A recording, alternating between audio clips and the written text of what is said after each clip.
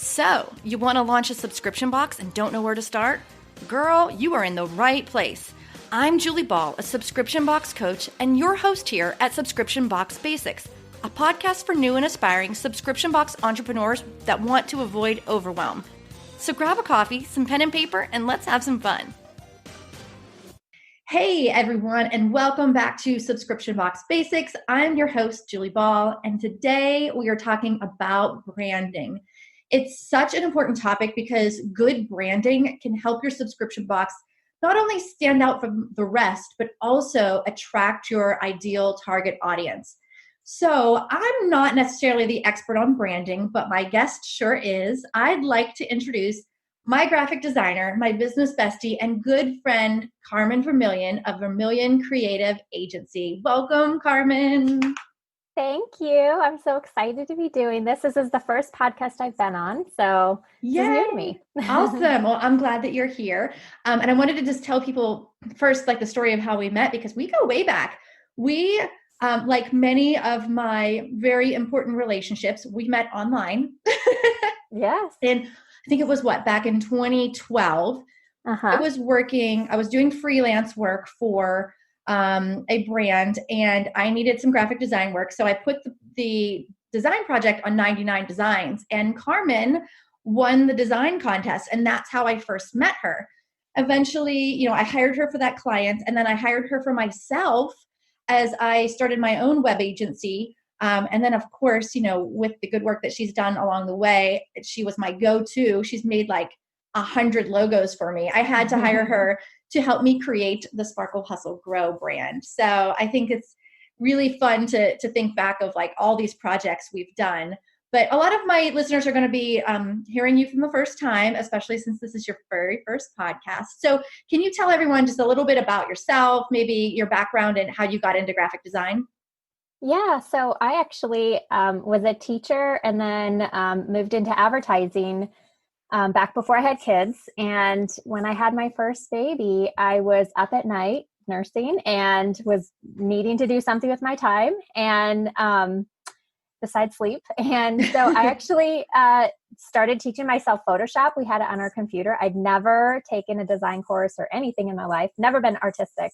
And there are so many amazing tutorials online to teach yourself things. And I really taught myself everything that I knew for the most part. And like Julie said, I entered some 99 design contests just to kind of get my feet wet. And boy, oh boy, I did over 100 contests before I actually won one. What? And yes. But you know what? I took every single contest I would enter, I would look at it and figure out why didn't I win and try to learn from it.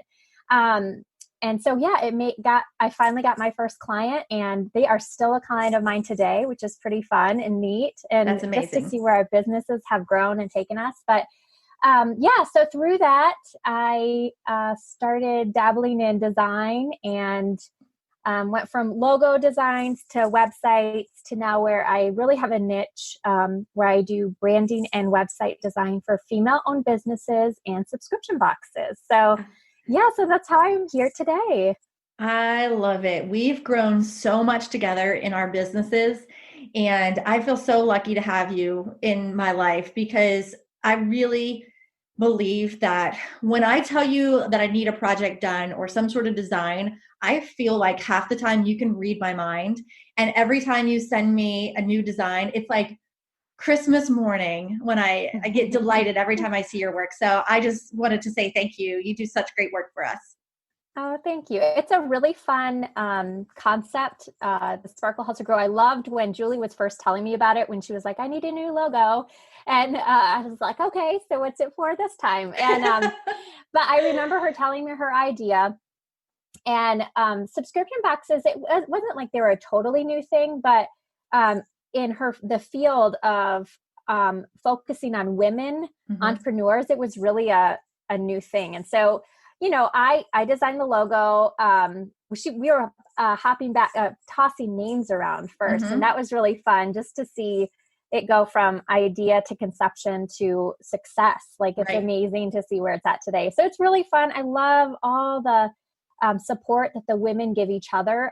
I know, since I'm a stay-at-home mom, I have 3 kids that I homeschool, and without a community online, you feel very alone. And so the community that you create is just such a huge part of the box. I don't think people, when they subscribe for it, know what they're getting into and then once they get into the community part, they're like, oh, this is what I've been needing. The community really is an extension of the brand. And so often when we poll our subscribers of like, what are the motivations for subscribing? Like, why did they buy the box? And typically, overwhelmingly, they're saying they bought it for the stuff, but they stayed for the community. Mm-hmm. For sure. Yeah. So you and I have worked together to build the Sparkle Hustle Grow brand. And now you work with other subscription box business owners. And that's our audience. They're new and aspiring subscription box business owners. So can you walk us through the process that you take a client when you're building their brand, their subscription box brand? Yeah. So I have now done probably over 50 subscription box brands now because of Subscription Box Bootcamp. And what I love is walking them through this process for their branding. It actually oftentimes helps them really get a clear vision as to, what is the purpose of their box and who is their audience. Because a lot of times you have this fun idea and you're just ready to go and you're just ready. But then there's all this other stuff that you need to kind of know too. So the process I take them through is I start with a questionnaire. And from that questionnaire, I really help them define who their audience is. If they have a mission statement, I like them to describe the mood, the tone, that they want their brand to set. And then also zero in on a niche. So when I first started in design, I was like, I'll do design for everybody and everything. Right. But that hindered me because I was never really good at one thing. And then it was really hard for me to pick, who am I talking to? So my website, I wanted it to be pretty, but then I didn't want to scare away the men, because I wanted to take all the business. But that did not help me. And when I niched down is when my business exploded. And I feel like it's the same for subscription boxes. Your box does not serve everybody, and it shouldn't serve everybody. During the questionnaire process, I really try to get that information out of them. And then I also send them some Pinterest boards to start pulling together a direction board. And that's really fun. And I send specific boards because otherwise you can get lost on Pinterest for hours. And so I send them specific boards to pin from. And through that, I really want to know, what is the identity you want, the visual reference you want for your brand. So through that, I'd get colors, pattern ideas. I even have you tell me, through there, what are some other logo concepts you really like and why? And so once we finish out your brand board, your direction board, then I start designing your logo concepts. And that's a really fun part to see where because if you look at Pinterest, you'll kind of feel like, it's all over the place sometimes. Or you might see, I have a really clear vision. But what's really fun is turning that vision into an actual logo that's your company. And now, believe it or not, this actually is the longest process. This takes about as long as a website, 2 to 3 weeks, because you feel connected to your logo and it's like your identity. So it takes a long time. It doesn't take a long time. It is the longest part of the branding process, just because you feel like it's your baby, and you want it to look good. Yeah. And we're all mama bears protecting our brand too. And you have to. Yes. And a lot of people get really stuck when they're trying to think about what they want to do or like what niche they want to serve. And then, I see so often, and I get it. It's okay. Sometimes they don't have the money to hire a graphic designer, but every time I see a DIY logo, it just doesn't scream professionalism. It doesn't scream like that niche. It doesn't reflect all those things that you're talking about. So I really think, if you're listening to this and you have a limited budget, this is one of those things that you should definitely invest in, because it's going to be with you for, the the length of however long your business runs. And yeah, you can change it along the way if your focus changes. But this 3.5 years in, I'm still using the same Sparkle Hustle Grow logo that you created for me.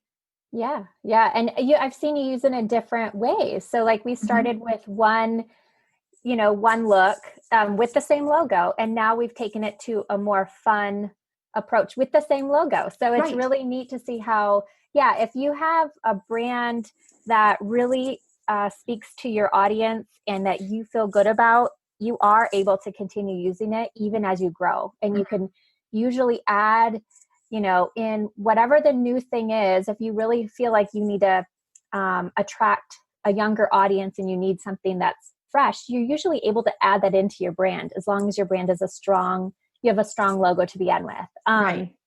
So I designed some logo concepts. There's some back and forth on revisions and stuff like that. And then once the final logo is complete, I actually finish out your brand. So with that, and that's really like a huge part of this. So you have a logo, but then you have a color palette, you have font recommendations, you have, a vision for what you want your brand to look like going forward. So what that's for is when you're creating your graphics in Canva, you know what colors to use, you know what fonts to use. So you're not just going with what is the cute thing of the day. The problem with the cute thing of the day, and you'll notice this in your newsfeed, if Canva comes out with a new template, everybody's using it. And you'll notice that. You'll notice that everyone's using the same one. And what happens is you end up getting overlooked as people are scrolling through their feed because they've seen that graphic before, is what they think, right? But when it's your colors, your brand, and it's staying on brand and you're staying consistent, then people will recognize that and they'll feel more comfortable with you. And once they feel like they can trust you, that's when they're going to be interested in buying. Yeah. And when you put together that entire cohesive brand, you use that to direct all your future marketing, to share with other people that might be involved. You know what I mean? So I've got team members and I can share the brand boards and the font choices and they don't have to guess. And I feel like you guys, people like you as designers, have an eye for like these two fonts complement each other. But I've seen so many amateurs put together fonts that are just like, my eyes can't read that properly because it's such a contrast. And so having those font recommendations and you even do like a submark, right? Do you want to explain what a submark is? Yeah. So often your logo might have an icon of sorts, and it might not, but often it does. And when it does, or even if it doesn't, I create this little mark that you can use to pull off, to use maybe as stickers or as watermarks, or maybe even as your logo on Instagram, because, Instagram is so small, you can't really read a whole logo usually. Right. So I create that submark so that you can use that on future projects or whatever, and in different ways. So it allows your brand to be, it stretches your brand a little bit. Instead of just being a logo, you actually have this whole package that you get. For your brand. So it's really comprehensive. So then you've built this brand, you've built the brand board, all your recommendations, you hand that over. And then the next step would be to design if someone's doing a custom box, taking that brand and translating it into the physical box where you're going to send things in. So what does that look like? Yeah. So often when I'm doing a brand, I always create a pattern that's custom to your brand, because I know in the subscription box world, you're going to be using a pattern for something, whether it's the back of your, Yates Year card or your box. So what I do is, for your box design, I try to pull elements from your branding, of course. So whether that's your pattern or, your colors, of course, I use that on your box design. But what I do when I do your branding is I make it simple, and the files I deliver for you, make it so you can actually go out and design your own box if you need to. So if you don't have the budget to do all the things, I do try to create ways for you to go out and use these elements and make your own. But when I do a box design, I send 2 concepts, and I do one that's, really, really out there usually. And then one that's more in line with what you're asking for. So I try to ask you, what are you interested in? What do you like? And then as far as boxes go, but then I send you an option that's a little bit stretching the limits. But the thing is you have to think, when this person gets the box, how are they going to feel? Mm-hmm. Right. So it's easy to go and skimp in the beginning and just go with a colored box with a sticker. It really is like, it feels like, oh, well, I just want to get a box in someone's hands. Sure. But you have to think about when someone's getting that in the mail, how does that feel? Does it feel as exciting as it would to have that custom look, custom box, mm-hmm. Yet like your bright pink box? People have taken more pictures of that bright pink box in their mailbox than anything, that I've seen in my newsfeed. And that's because it's something fun and different. But if it was just a white box with a sticker on it, it's just not as exciting, Right. And I think, if you don't have the budget to do a custom box, that's fine. But just know that's something you can work towards. Like when when the revenue's coming in and you're ready to level up with your branding, that's a great place to do it. And to be able to have your box stand out from all of the brown Amazon Prime boxes next to it on your doorstep, definitely makes it more shareable, like you said. So thank you for sharing that process of creating the logo and the boxes. So what is one piece of branding advice that you'd like to share with new and aspiring subscription box business owners? I'm sure like something that they can take and use right now. Yeah. Well, I would say no matter if you hire a professional to design your logo or not, the biggest thing you need to do is set brand standards and stay consistent with them. So figure out what your colors are, figure out what your fonts are right from the beginning, and stay consistent so that it just allows you to have a more professional look and feel going forward, no matter what. You can have a homemade logo, you can have a DIY logo, but if you have a consistent brand and you set those brand standards in the very beginning, it will look professional and it will look like someone you hired a professional to do it. So to me, that's the biggest piece of advice. And with that, you will allow yourself to stick out from the crowd. So we're so used to, we get, I think, over 30,000 impressions a day is what is thrown at us, right? And you can understand, like, you're constantly scrolling through Instagram or Facebook. Mm-hmm. So you want to make sure that your brand sticks out from everything else. Doesn't mean you have to use lime green and pink, right? But it does mean you don't want to do what everybody else is doing. Mm-hmm. And you want to just stay consistent with it. Just make it yours and stick with it. Doesn't mean in a year from now that you can't change that up, because like I said, with Julie's brand, Sparkle Helps Her Grow, we've been able to change it up. Mm-hmm. We still have the pink, but we've been able to throw in some other elements and different things throughout, the years. And you can always change it up when it comes to that, but try to stick with the brand guide and stay consistent. That is great advice. Thank you for sharing that. Okay, so last question. What's one of your favorite things about working in the subscription box industry? Because it's my favorite industry. Yes, okay, so for me, it's all the fun ideas. So my mother-in-law actually has a subscription box too, which is really fun. But it's really fun to share with her the different ideas that I hear, right? Mm-hmm. So when I hold my calls with prospective customers or clients, I always ask what their idea is, what are they doing? And I've heard all sorts of them, and they're really fun. And what's really neat is some of these ideas I never really realized I needed until I hear it from them, right? So you might feel like you don't know if there's a market for it, or you might feel like the market's oversaturated in a certain area. But when I talk with these subscription box owners, they always have something that makes them unique from all the other boxes out there, right? So it's so important. Yeah. So even your business, it's your box is focused at female entrepreneurs, but you have a certain voice and you have a certain way of approaching your customers.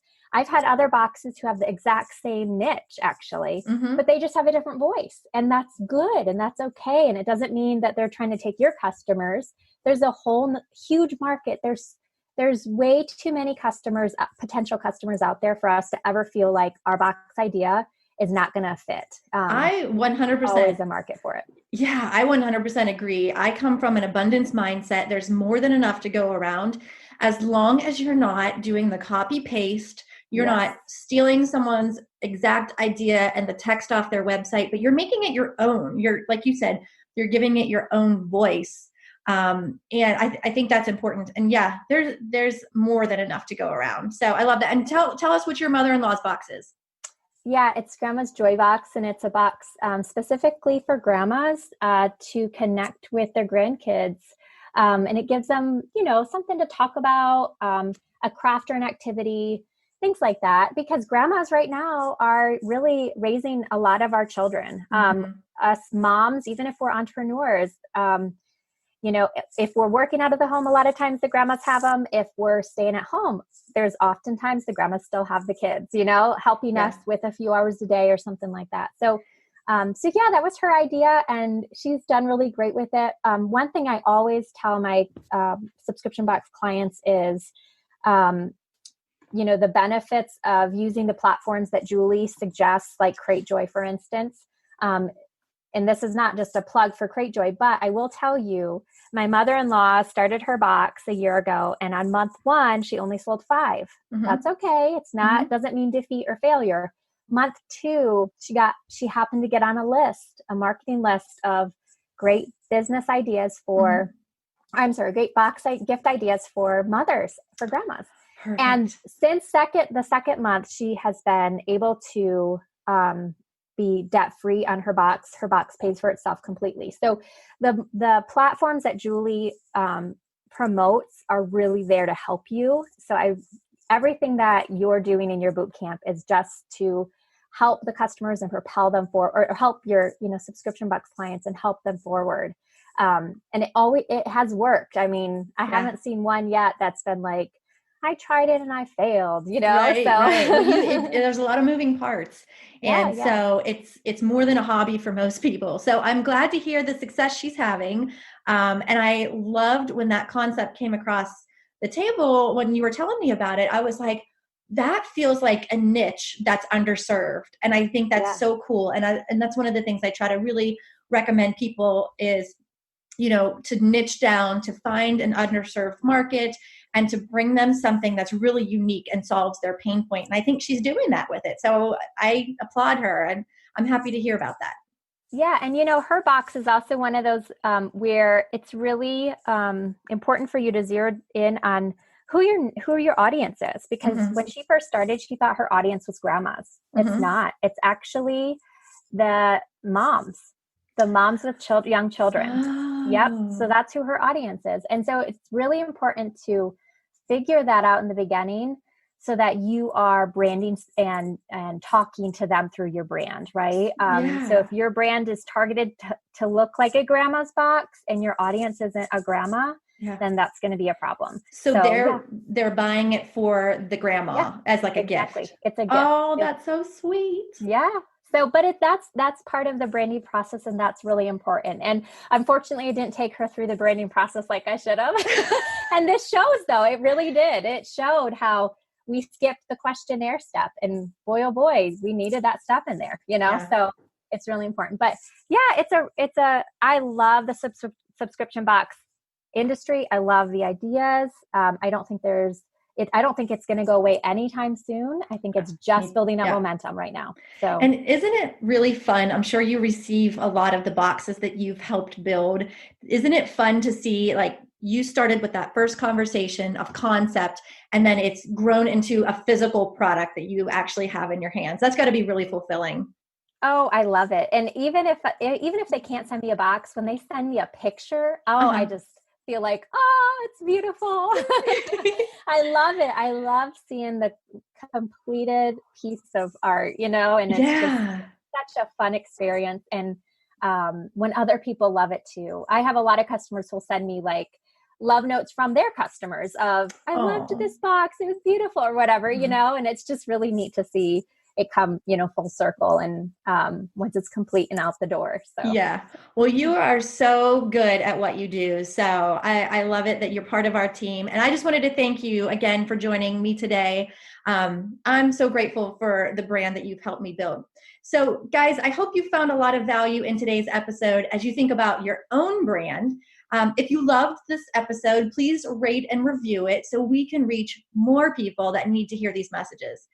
Thanks again, as always, for listening today, and I'll see you in the next episode.